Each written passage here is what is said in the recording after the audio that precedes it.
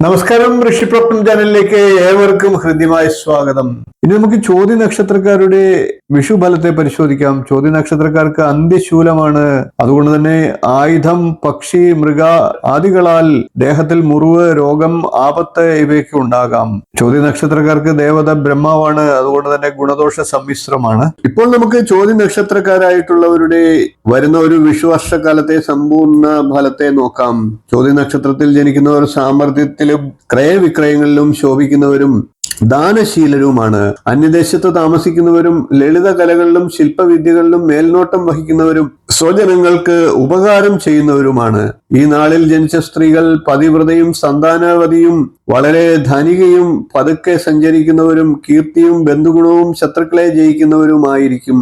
വ്യാഴം ചാരവശാൽ 9-ലും 10-ലും, ശനി 6-ലും, രാഹു 5-ലും സഞ്ചരിക്കുന്ന ഈ വർഷം സുഖവും ധനലാഭവും കാര്യഗുണവും രോഗശാന്തിയും ശത്രുനാശവും സർവ്വ ആദരങ്ങൾക്കും വഴിയൊരുക്കുന്ന പ്രവർത്തികളിൽ ഇടപെടാനുള്ള അവസരങ്ങളും നൽകുന്നതാണ്.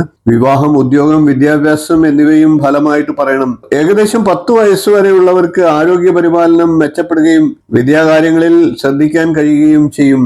ഭക്ഷണങ്ങൾ പഴകിയത് കഴിക്കാതിരിക്കാൻ ശ്രദ്ധിക്കേണ്ടതാണ്. 9 വയസ്സ് മുതൽ 25 വയസ്സ് വരെയുള്ളവർക്ക് ഈ വർഷം ഉദ്ദിഷ്ട കാര്യങ്ങൾ സാധിക്കുന്നതാണ്. വിദ്യാഭ്യാസത്തിൽ നല്ല പുരോഗതി ലഭിക്കുന്നതാണ്. ഉന്നത വിദ്യാഭ്യാസത്തിന് ആഗ്രഹിക്കുന്നവർക്കും ഈ വർഷം നല്ലതാണ്. 25 വയസ്സ് മുതൽ 44 വയസ്സ് വരെയുള്ളവർക്ക് ജീവിത പരീക്ഷണങ്ങൾ ഉണ്ടാകുന്നതാണ്.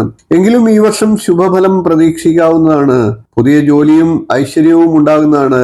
44 വയസ്സ് മുതൽ 61 വയസ്സ് വരെയുള്ളവർക്ക് ഈ വർഷം കുട്ടികളുടെ വിവാഹം, പുതിയ വാഹനം, വീട് ഇവ മോടി പിടിപ്പിക്കാനുള്ള സാഹചര്യങ്ങൾ ഉണ്ടാകും. അതോടൊപ്പം തന്നെ പുതിയ വീട് നിർമ്മിക്കാനുള്ള സാഹചര്യങ്ങളും ഉണ്ടാക്കാം. 61 വയസ്സിന് ശേഷം 68 വയസ്സ് വരെയുള്ളവരെ സംബന്ധിച്ച് അപ്രതീക്ഷിതമായിട്ടുള്ള രോഗങ്ങളും ധനനഷ്ടവും ഉണ്ടാകാം. 68 വയസ്സിന് മുകളിലുള്ളവർക്ക് കുടുംബ സജ്ജനങ്ങളുമായി ബന്ധപ്പെട്ട് അഭിവൃദ്ധിയും നല്ല ഭക്ഷണവും നല്ല മംഗളകർമ്മങ്ങൾ നടത്താനുള്ള സാഹചര്യങ്ങളും വന്നു ചേരുന്നതാണ്.